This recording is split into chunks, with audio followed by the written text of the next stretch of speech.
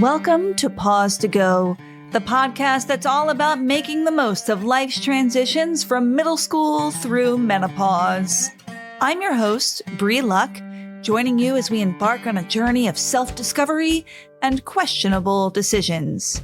Get ready for heartfelt conversations, expert insights, and personal stories that'll have you laughing, crying, and saying, "Thank goodness I'm not alone." If you've lost your midlife crisis survival kit, we've got you covered. So join me, won't you?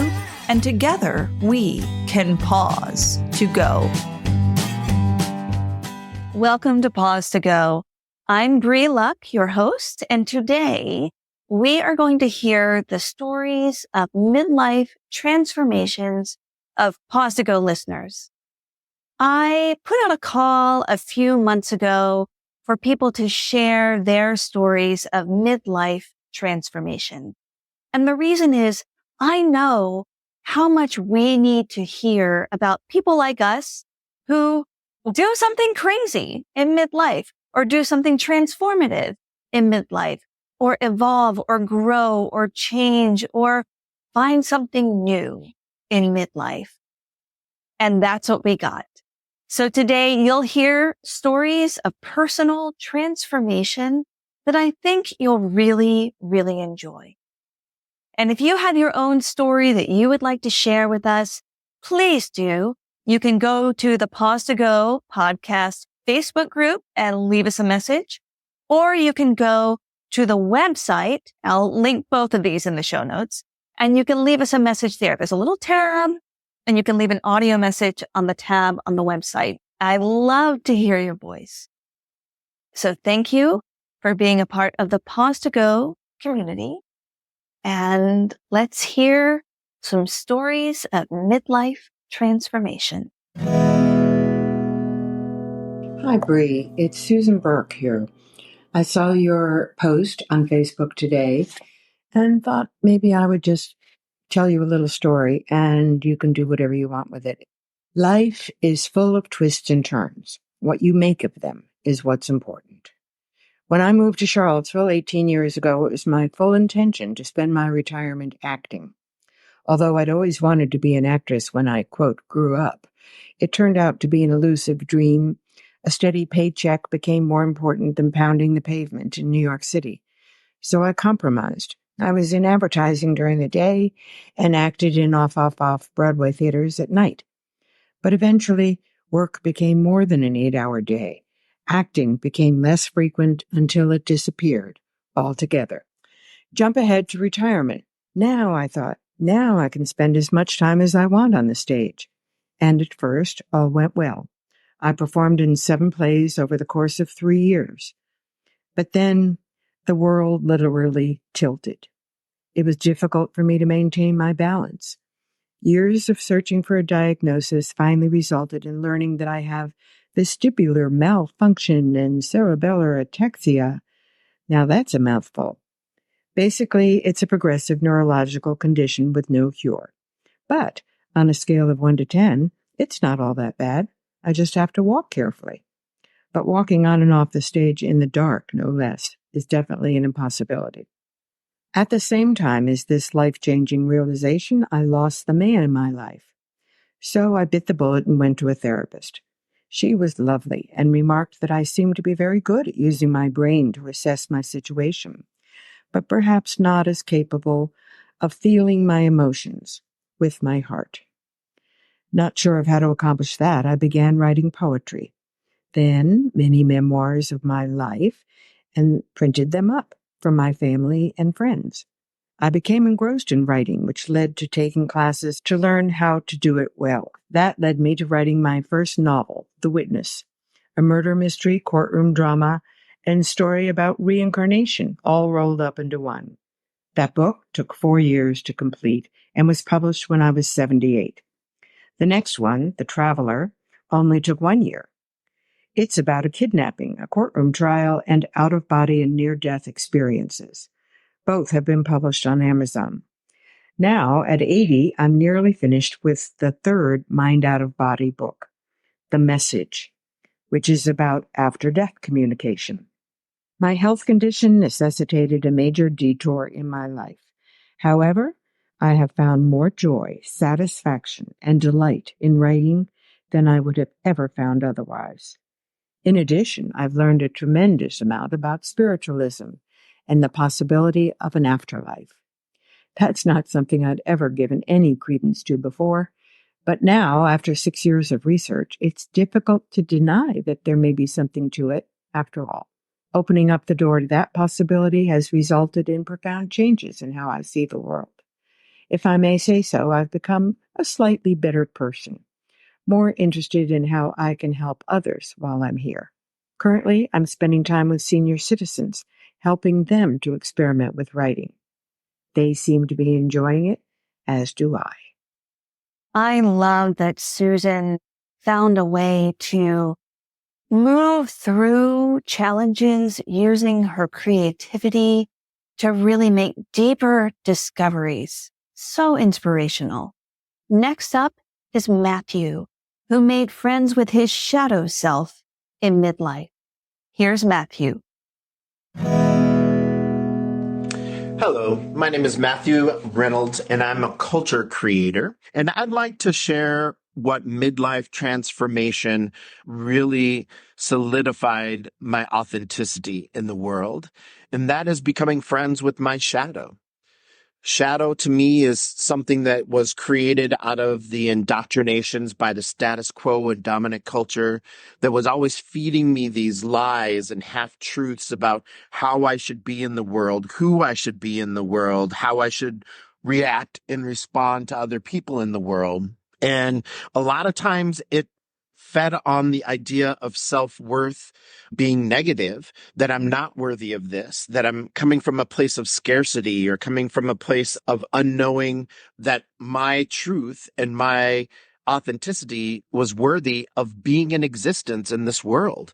And so the transformation that occurred is that I actually became friends with my shadow, that I realized instead of fighting against it, pushing against it, wanting it to not be a part of my life, I actually wanted it to be a part of my life. I wanted it to show me the things that I don't want to be and how I don't want to be in the world, and really have a mirror to hold up to how my true humanity and my authentic self embraces other people's humanity and allows them to begin to see the truth of themselves as well. And I think one of the biggest times that that occurred for me was when I transitioned from being a high school teacher into having my own business and being an equity consultant. And as I stated before, a culture creator. So I realized that I was listening to Shadow and feeling I had something to prove and was staying in the classroom and having this saviorism kind of like mentality that Shadow was feeding, that I can persevere and, grit out this and do it for my students. And nowhere in there was me and the authenticity of me. It was all about feeding Shadow and the status quo and the dominant culture's idea that I have to have this career that, I stay in and do these things. And in all actuality, if I really wanted to change the discrepancies, the inequities that I was seeing happening to my students, the hurtful and harmful things that were happening to my students, I personally couldn't do that in the classroom. And I needed to step away from teaching, gather some of the skills that I had already had and get some new ones to create my offering of crafting your equity lens to the world. And so this isn't a pitch for selling my equity lens workshops or anything like that. This is to tell you and share with you that transformation, that embracing of Shadow and saying, oh yeah, you're teaching me the very things that I don't want to be and how I don't want to be in the world. You're helping me cross-check my authenticity and hold me accountable to letting the truth of me be in the world. And I want to thank you, Shadow, for that. And therefore, I became friends with Shadow, and it was a huge transformation for me. And I hope that other people can make friends with Shadow or find another word for it if that doesn't suit you, but really see Shadow as a place of learning and know that it is feeding your growth, feeding your transformation, and feeding you to becoming the biggest, fullest, and brightest you that you possibly can be in this lifetime. Thank you for taking the time to listen. I hope that this message finds you well. May it embrace the authenticity of you as you move forward in the rest of your day. I love that Matthew took something that was frightening to him, that was a little bit dangerous, the shadow self, our darker sides, the parts of ourselves that we don't want to look at are really scary. And that he has not only looked at his shadow, does not only look at his shadow self, but continues to embrace it and to learn from it. That's something I'm definitely going to carry with me moving into the next week. I also love stories of people really remembering something that they wanted to do and leaning into it, just like this story of Anna Ma, who remembered an old dream and went for it. Oh, hi, my name is Anna Ma. My midlife journey is kind of weird for most people. I came to the States to learn filmmaking, and then for waiting for my husband to graduate from his PhD, and then I kind of studied a PhD too. But, I would I was already like, after I got my first Master of Fine Art degree, and I went back to Taiwan, I was already 33. So I came back here, and then because we broke something to, about, about a long distance. And then I came back to the States and kind of suddenly decide, to pursue a PhD because of waiting for him. But then after we got married and in the States, we have two kids. So for the following 20 years, I did not touch any film. I did not even have time to watch films. I was so busy. And then suddenly after they went to college, I kind of, although I don't have money at all. The only thing that for these 20 years I continue is I kept writing script, and I joined a script writing group, and I actually have like 2 or 3 scripts ready. So last year, I suddenly decided to really make a micro budget film called Romeo and Benvolio. I wrote the script in 2 months and then started making it in the summer. And then surprisingly, God bless me, I finished the projects, and then the whole thing, I have a lot of help from my friends and even my old friends in Missouri. She helped me finish the final touch of the film coloring and sound editing. And then surprisingly, I really finished it this year in April, and I'm like, promoting it everywhere. So that's my story. It's kind of weird that I stopped a real kind of role that I want to pursue in the States. I stopped for like 20 more years, and then I restarted it. The whole thing that with the 20 years in between, and then you restart after middle age, because right now I'm like 58. So it's kind of weird and fun thing, yeah, for me, and maybe for most people that the experience right now I am still experiencing, but it's kind of fun. Yeah, thank you. I love that Anna found her calling again and found her way back to filmmaking after such a long hiatus. What a beautiful story. The next story is more of an internal journey. It's about reconnecting with intuition and with an inner knowing. Enjoy this tale of a midlife transformation from Sabina. Hey, Bree. The abridged version is a lifetime of bipolar disorder and psychosis, depression.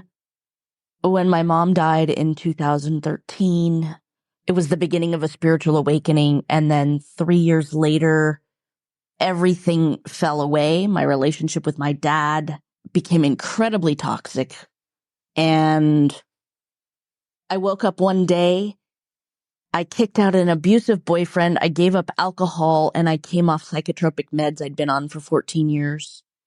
And that was the beginning. It was all an instantaneous moment. And over the next 6-8 weeks, I was flooded with all kinds of psychic and intuitive information that I had been numb to from drinking and being on psychotropic meds. I had not been in touch intuitively because that sensitivity was numbed out because of previous instability.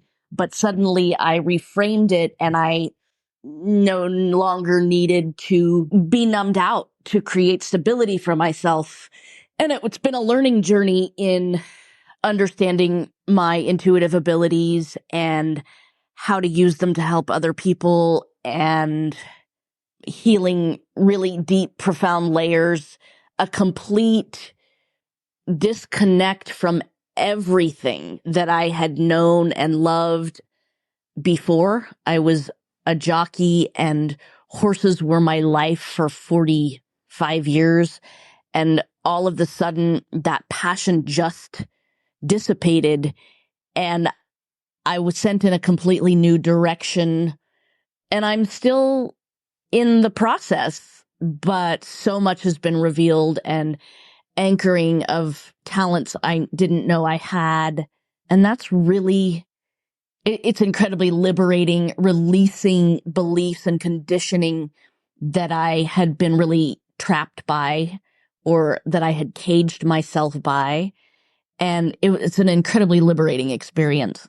So I'm just about to create a course in spiritual awakening for people that are in the midst of it or beginning to feel like their current life does not resonate with them. And anyway, that's the abridged version. So lots of love. I love Sabina's exploration of both deepening her intuition and connection to her inner knowing, and also appreciating that this is a lifetime process, not something that has a quick fix or a quick ending or a quick happily ever after.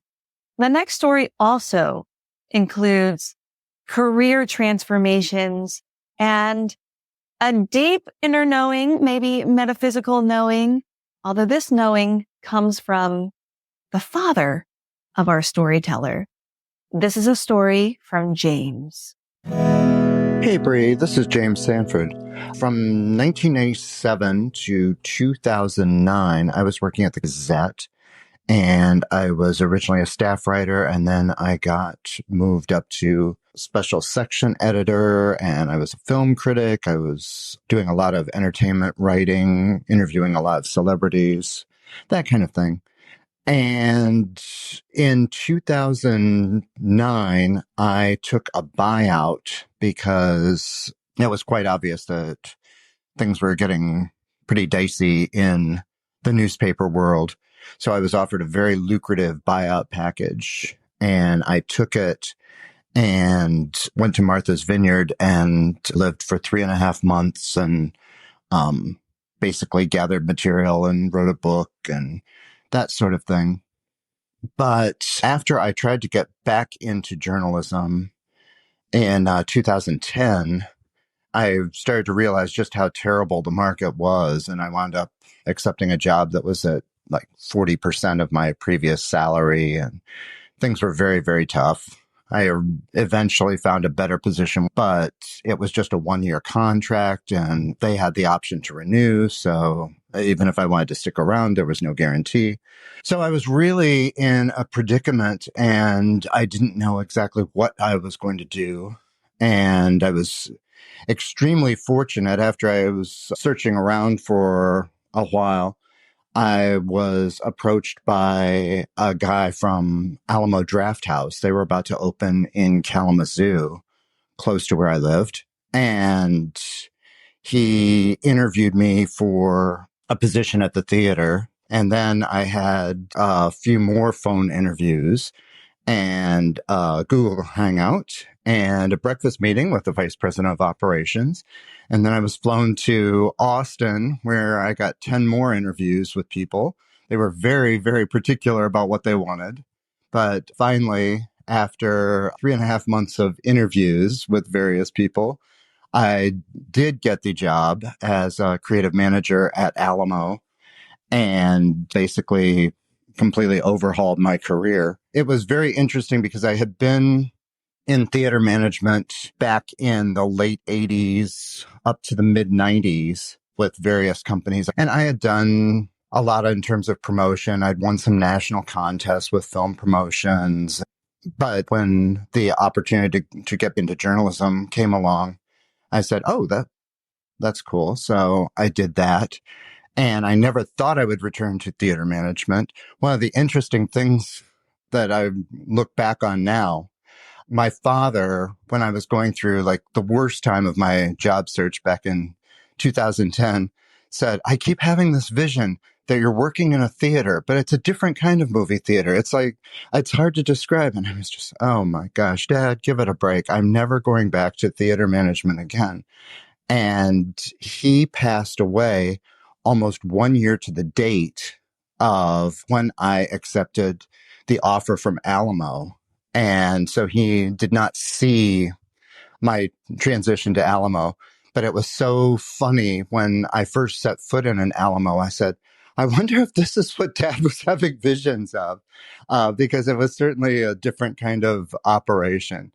And so, yeah, I made the career transition, and it was difficult. I mean, changing so much relatively late in my career, but it's worked out. I just celebrated my 10th anniversary with Alamo.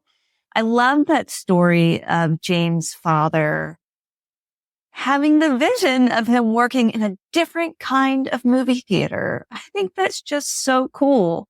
Also, for those of you who are in Charlottesville, you can find James at Live Arts. He's in Kinky Boots right now for the next couple of weeks. So go check it out if you can get tickets.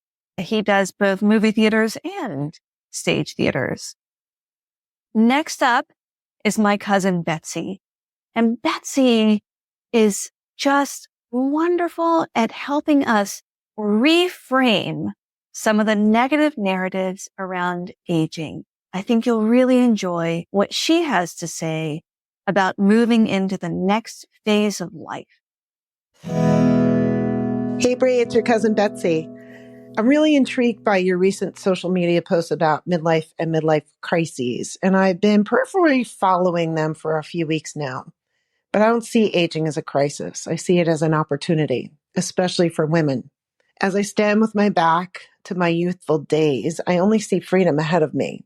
Freedom to start a new path when I retire, freedom to follow my soul mission and life purpose of mindful living, freedom to live comfortably without needing to work my ass off to make a buck, freedom to sleep in every morning if I want to. There's a whole lot of freedom with becoming an aging woman that we don't think about. Our kids are independent, so we have more freedom to enjoy our lives, whether single or partnered up. Many of us live healthier lives, so we have more freedom to just pick up and go skiing for the weekend or biking with friends. I mean, I didn't even start cycling until I was 55 years old, and now it's one of my greatest joys. Of course, there are downsides: high blood pressure or cholesterol, heart disease, breast cancer, osteoporosis can affect lots of women over 40. So it's extra important to stay on top of our health. When I say to people that I'm 61, they don't believe me. Most times I don't even believe it myself. I'm 61 years old? That's impossible, because I believe it's how you live your life that determines your age. When you're younger, you stack the blocks, you create a foundation for a life. You work hard, you raise your families, you do everything you're supposed to, but you can only see the blocks that you're laying on top of each other. But when you get older, you've already built that cathedral. You've climbed to the top of it, and now all you can see are possibilities. Right now, at this moment, I'm seeing the life I've been envisioning and manifesting. I'm standing at the cusp of greatness, and I got to tell you, I'm so excited.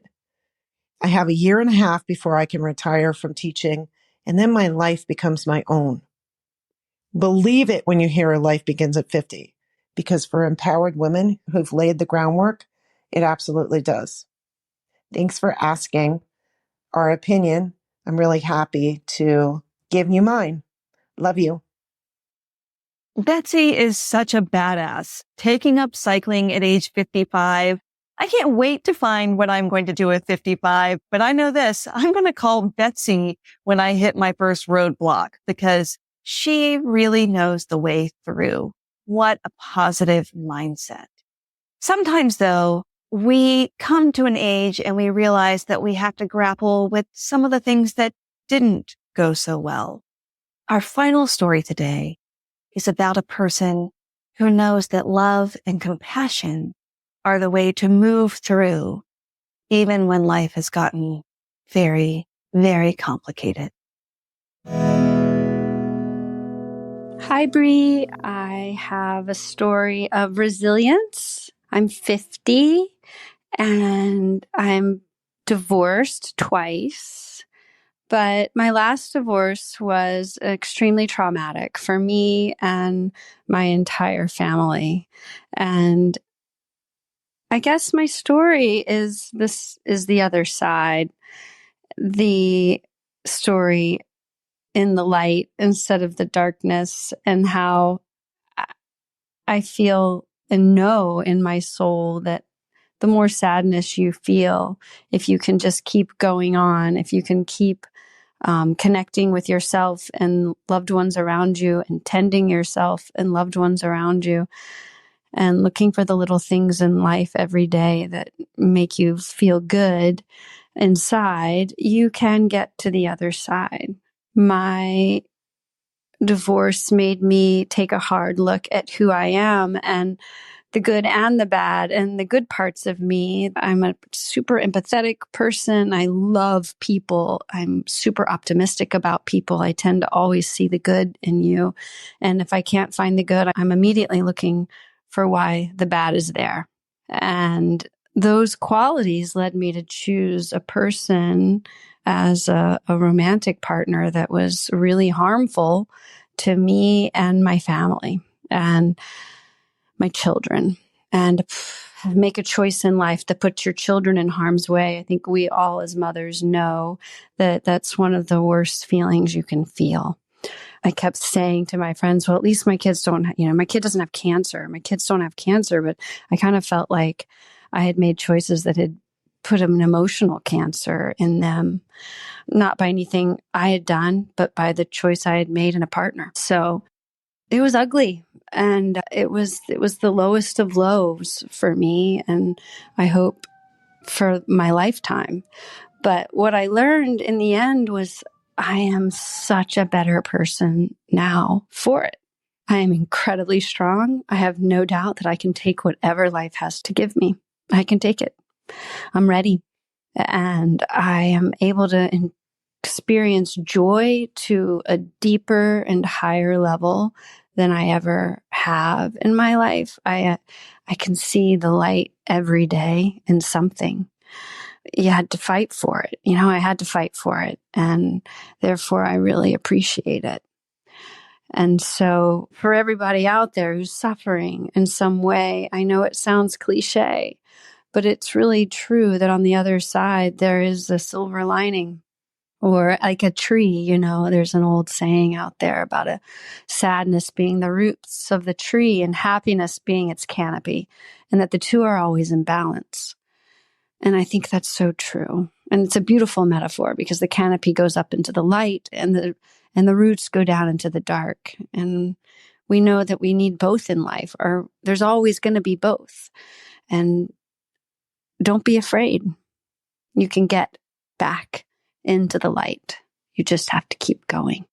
I love that metaphor of the tree and the branches reaching up towards the light and the roots needing to dig down into the darkness to get the nutrients for the tree. I just think it's really beautiful. And I'm so grateful for all of the stories that listeners shared today.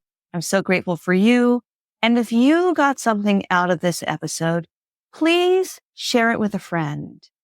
And also, please subscribe. So recently, Apple changed their algorithm. And so people who had previously been subscribed were unsubscribed. So if you have just a moment right now to go and click follow or subscribe wherever you're listening to the podcast, It will make a huge difference for this podcast and will bring it to the ears and eyes of more people wherever they catch their podcasts.